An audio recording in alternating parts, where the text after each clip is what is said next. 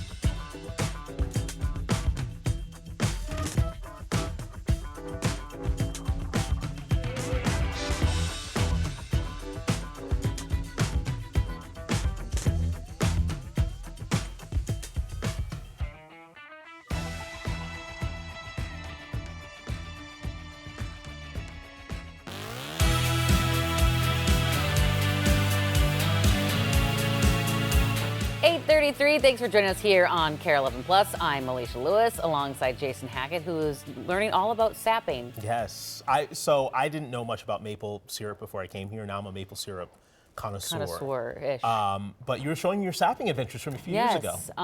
Ben, the neighborhood this weekend, you could smell the sweetness in the air because everyone's boiling down the sap. It's such a fun process. Yeah, we're in conversations with a guy that was boiling, apparently just this past weekend, he made like 18 gallons of syrup. Now, just to put that in perspective, you need to boil about 40 gallons of sap to get 1 gallon of syrup. So he boiled like some 700 gallons of sap over a weekend. So yeah, it is a very important time of year, and forecasters are really honing in on those days where we get colder than freezing in the morning and then warmer than freezing in the afternoon. And unfortunately, temperatures are going to be warmer than freezing more often than not this week, but it looks like things will regulate as we head into this upcoming weekend and beyond. So there still is hope for a decent tapping season.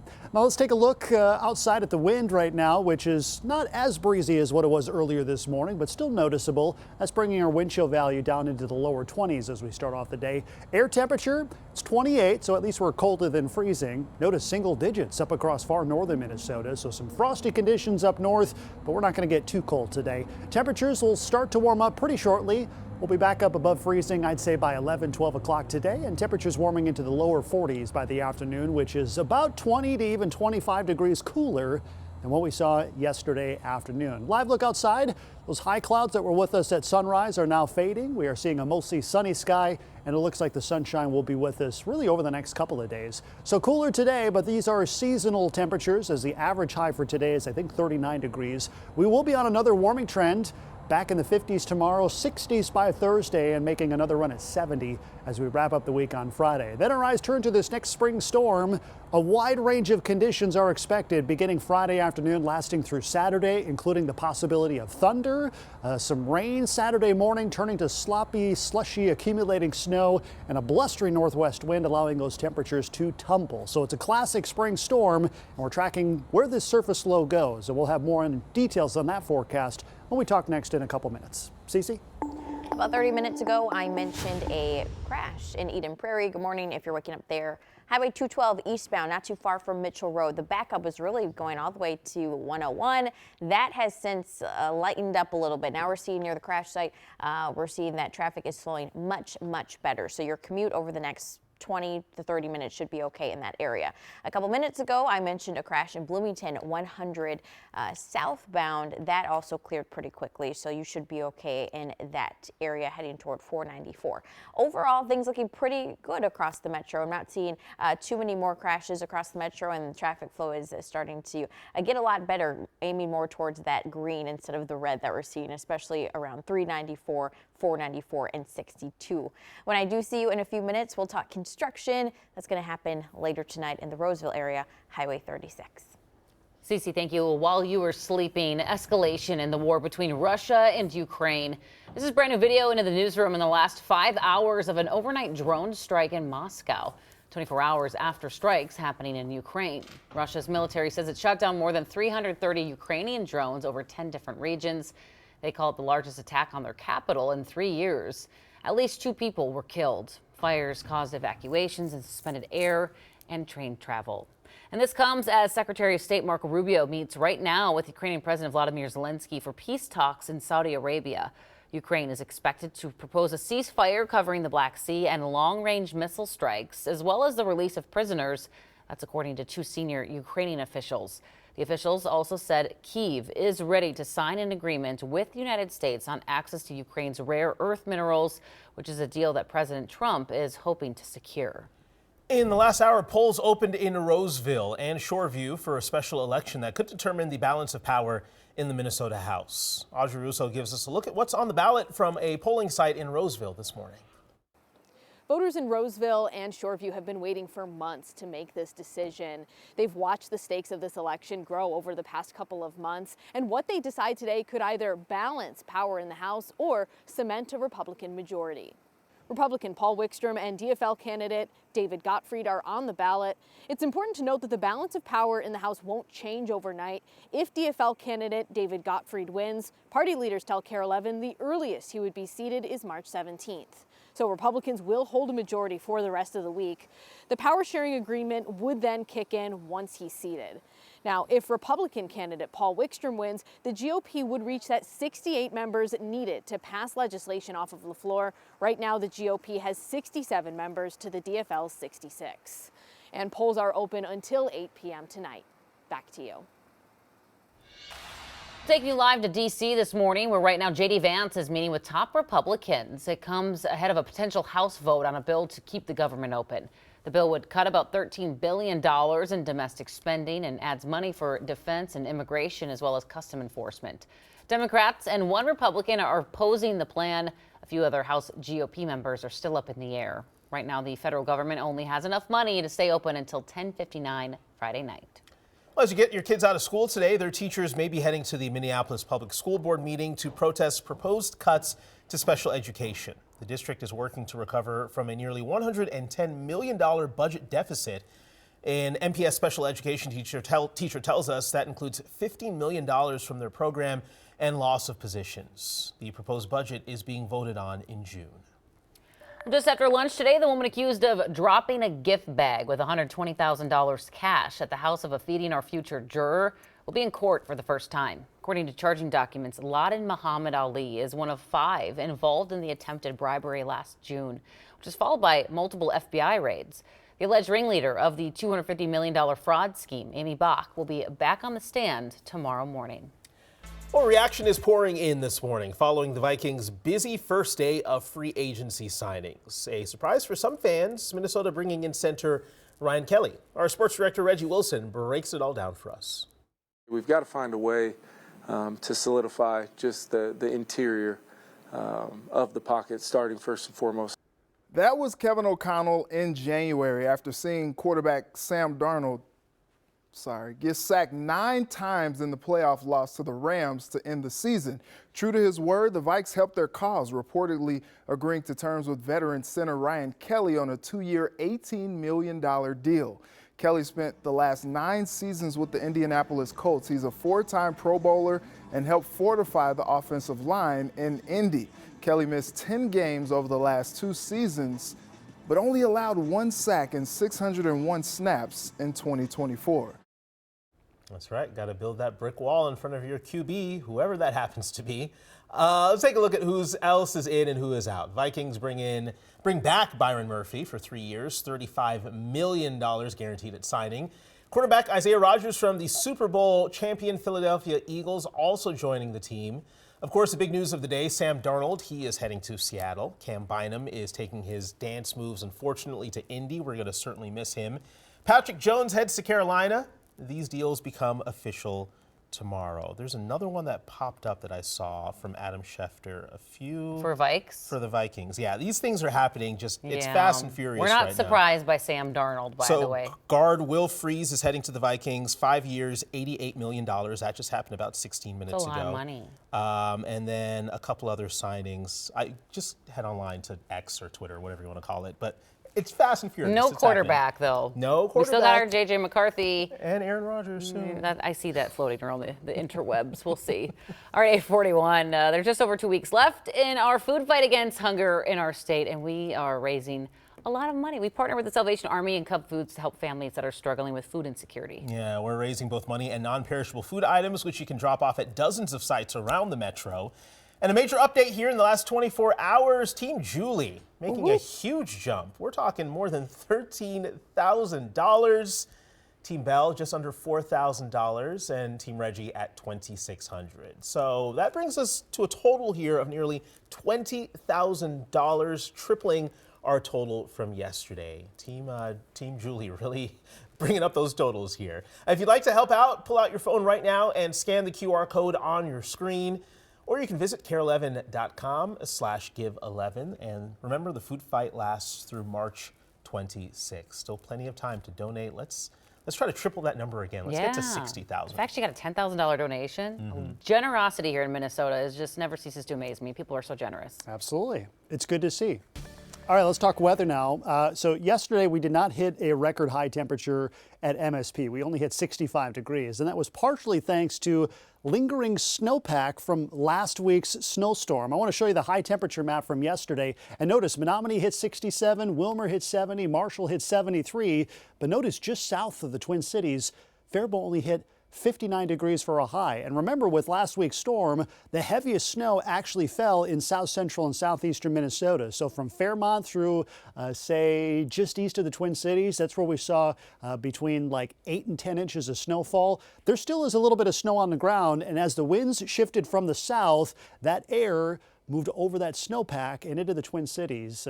Lake Elmo only hit 61 degrees versus Blaine hit 70 degrees. So a sharp difference in temperature, and that was thanks to snowpack. How about that? And we had a sharp cold front pass through yesterday evening. You might have noticed the strong winds gusting out of the northwest earlier last night. The winds have subsided, and you can see the colder temperatures have moved into the area. 28 here, single digits across the international border, and you can see Winnipeg right now, a lonely 1 degree at the moment. We've got high pressure to our north and west, basically centering over the Red River Valley. That will be providing us with lots of sunshine, and as that high moves overhead, we'll notice the winds gradually relax. So we're going to cut off that cold flow, and as we head into your Wednesday and the rest of the week, that high moves off to the east. That introduces that what we call return flow. That southerly wind will help to boost our temperatures pretty much every single day through the rest of the work week. Here's a snapshot of today's forecast. Good amount of sunshine, maybe becoming partly cloudy later this evening, but temperatures warming into the low to mid 40s, which is about 20 to even 25 degrees cooler than yesterday, but still a couple degrees warmer than average. There's the warming trend peaking on Friday, 71 for a forecast high before temperatures plummet heading into the weekend. We're looking at some possible thunderstorms transitioning to snowy conditions on Saturday. A lot happening with this next spring storm, and we'll have a closer look with another look at your forecast in about 10 minutes. But first, let's toss it over to Cece for your traffic.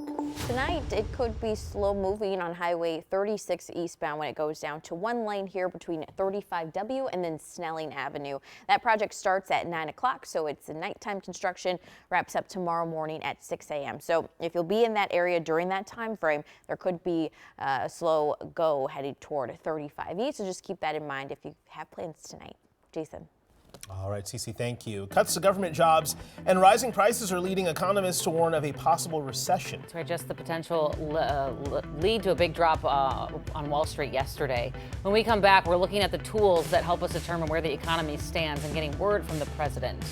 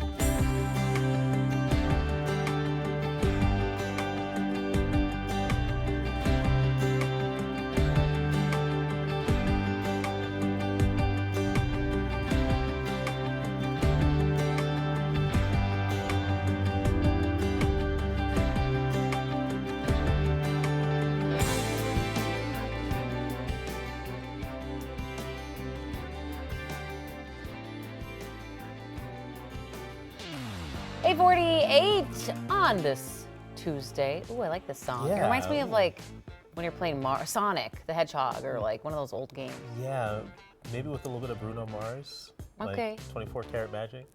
Yeah. Can we turn it up a little bit? Yeah, hold on. Wait for it. Yes. Yeah, all right, girl. much cooler today. Sorry, we got to do a newscast. We got lost in the music.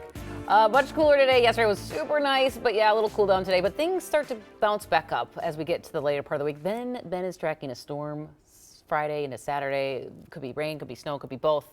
We'll check in with him in a little bit. All right, 8:48. It's been 5 years since the start of the COVID pandemic, and the hospitality industry is still struggling to bounce back. New numbers out in the last 24 hours from the inaugural State of the Hospitality Industry paint a grim picture for restaurants, hotels, and resorts. Most concerning thing here, nearly 36% of hospitality business operators are in some stage of decline, with only a quarter saying that they expect revenue to go up. We are all tired of talking about the pandemic, but the pandemic hit our industry hard, and many of our members are still not recovering. The report cites lower customer traffic, food inflation, rising labor costs, and a shrinking workforce. And economists are warning of a potential recession looming, in part from massive cuts in government jobs and continued rising costs. In the last 24 hours, President Trump says he's not ruling out a recession. Here's Gordon Severson. Whenever there is economic uncertainty, people love to throw around the R word. But are we headed for a recession? According to several experts and data points, the answer is maybe. Right now, it's not a 5-alarm fire. University of St. Thomas economics professor Tyler Schipper says there is some reason to be worried. The proposed tariffs and recent changes coming out of Washington are causing a lot of uncertainty. And if there's one thing companies and the stock market don't like, it's uncertainty. There is some recognition within the White House right now that some of the policies they're doing, at least in the short run, could have negative effects on growth. That's why some top economists have recently increased their odds that a recession will happen in the next 12 months. At Goldman Sachs, they recently raised the odds from a 15% chance to a 20% chance. At Yardeni Research, they recently went up from 20% to 35%. I think those are both fair. I think that there is an increased chance of a recession this year. So maybe going into this year, mine was at 10 to 15. and it's probably jumped up to 20 to 25. I think those are in the right range. But what do consumers think? According to the Consumer Sentiment Index from the University of Michigan, consumers are starting to get worried. But they were even more worried 3 years ago when inflation was near its peak, and we did not hit a recession then. Jerome Powell, who leads the Federal Reserve, said last Friday, quote, "Despite elevated levels of uncertainty, the U.S. economy continues to be in a good place." The U.S. Commerce Secretary agrees. Should Americans brace for a recession? Absolutely not. There's going to be no recession in America. Well, trip to the high school boys state basketball tournament is on the line tonight between rival teams Wayzata and Hopkins before a section final tips off at Hopkins tonight at 7 o'clock. So when the teams met last month, take a look at this video. You might remember things got really heated there. The coaches were exchanging words, yelling at each other, leading to the Wayzata coach actually getting suspended for a game. Hopkins won that game, and when Wayzata decided they didn't want to shake hands, the Hopkins fans followed them, trying to block them from the locker room. It was a horrible mess of a situation. Tickets, though, for tonight's game sold out, of course. Hopefully, we won't see a repeat of this. I know emotions get the best of us, especially when there's a lot on the line going to state. But I also hope the coaches and adults act like adults. Because they're the example. And if the kids see the adults scrapping and fighting, then they're going to do the same thing. Exactly. So just be better. Good game tonight. Calm nerves. Everybody just all breathe. Just be. Shake hands at the end. Yeah. There you go. Nothing's worse than unsportsmanlike conduct. Ben, you know. You know, Ben. Technical foul. Well, with a packed house and a sold-out crowd, I'm sure there's going to be a lot more eyes on that game than would be deemed typical. But yes, it is tournament season, and that also means the potential for some big storms. We saw one last week. We have another one in the forecast later this week, and in between, a little up and down with our temperatures. Yesterday, we did not quite get to a record high around the Twin Cities. We hit 65 degrees, 1 degree shy of the record, but other parts of the state did see a record. St. Cloud saw 69 degrees, basically shattering the record. Eau Claire saw a record as well, and Rochester tying the record. Outside this morning, temperatures are much, much cooler with the passage of a cold front that passed through in the hours after dark. It was a little breezy last night, and the cold air is here, at least for one day. Look at this, single digits up across northern Minnesota right now. However, high pressure is starting to build in. That's already giving us lots of sunshine this morning. We'll stay sunny through the afternoon. And as that high pressure system moves on top of us today, the wind is going to calm. And then eventually the wind is going to turn southerly as that high parks itself off to our east. That will be responsible for our nice warming trend. Temperatures are going to warm about 10 degrees every single day through the rest of the work week. So 40s today, 50s tomorrow, 60s Thursday, and then another run at 70 degrees as we head into Friday. If we do hit 70, it would be the first time of the season, and the record for Friday is 73 degrees, and that will be followed by plummeting temperatures as this next spring storm takes shape. So this is Microcast. We're going to fast forward all the way to Friday morning. Totally dry during the first part of the day, but as this intense surface low pushes from the central plains into the upper Midwest, by the afternoon and evening hours, the leading edge of this system will provide us with potentially our first rumbles of thunder of the season. Now, a better chance of severe weather is further south of the warm front. Parts of Iowa, Missouri, as well as Illinois have a better chance of strong to severe storms. And the difference between this system and the one we saw last week is the position of this surface low. See, last week we saw that low pass over northern parts of Illinois. That put the heaviest snow right over on top of us. This low is tracking much further north. That means warmer temperatures, and the best chance for more significant, we'll say, accumulating snow is in northwestern Minnesota and the western part of the state. By Saturday morning, that low should be right on top of us here in the Twin Cities area, and a mild start to the day. Temperatures probably in the 50s, but by the afternoon, as that low pushes off to the east, cold air filling in on the backside of this system, temperatures are going to plummet throughout the day on Saturday, and we'll probably get clipped with the back edge of the snowy stuff, so some accumulating snow is possible Saturday afternoon, followed by a chilly end to the work week. Take a look at this drop in temperature. As we head into Friday afternoon, forecast high is 71 degrees. By the time we head into Sunday morning, it's 20 degrees. That's more of a 50 degree drop in a matter of 36 hours. So a big drop in temperature as we head into the tail end of the week and into the weekend. In between now and then, a warming trend. 43 today, Temperatures warming to near 70 by the end of the week, and then things, moderate somewhat as we head into St. Patrick's Day and in the days beyond. For a look at your traffic, here is Cece. All right. I was saying, we think we just saw a situation happen here on 62 westbound. This is in the Richfield area. Cameras moving everywhere. But about 20 minutes ago, there was a crash there near Penn Ave. A couple minutes ago, we just saw an officer pick up some debris, get those vehicles back onto the road safely. So now your commute toward Edina, Highway 100, should be okay in that area. Otherwise, things are looking pretty good across the metro. I'll show you a bigger look when I see you next.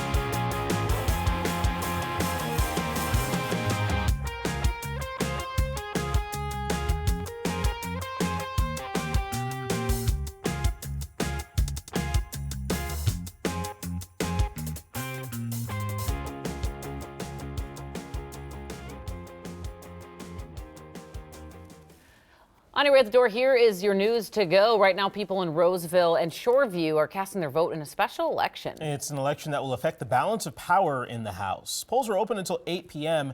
Republican Paul Wickstrom and DFL candidate David Gottfried are on the ballot. If Gottfried wins, the House will be tied up 67-67.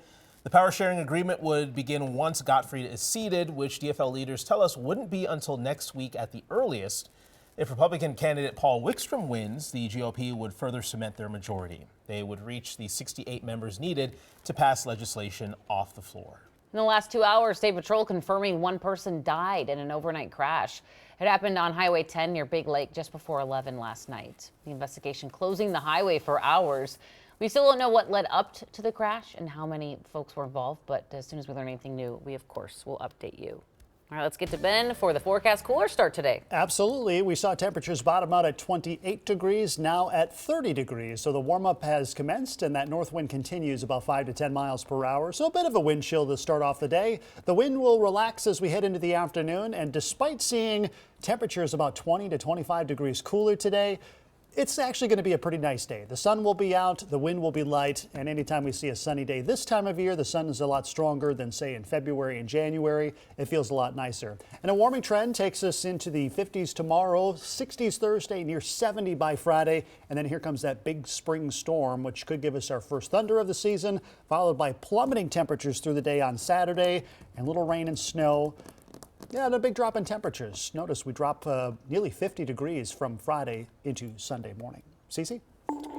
All right, only seen a couple crashes across the metro. They're mostly south metro. They're not really slowing anything down though. So still seeing some slowing at 394 and 494, but things are dying down out there, which is good if you're leaving the house maybe in 30 minutes. Okay, good to know. Thank you, Cece. Yeah, this weekend's going to be interesting. Yes. Thunderstorm. I'm kind of excited about the thunderstorm. It's something for everyone, you know? Yeah. If you like thunder, good for you. If you like nice weather, well, this weekend's not for you. So not for everyone. Mostly everyone. Maybe not for you.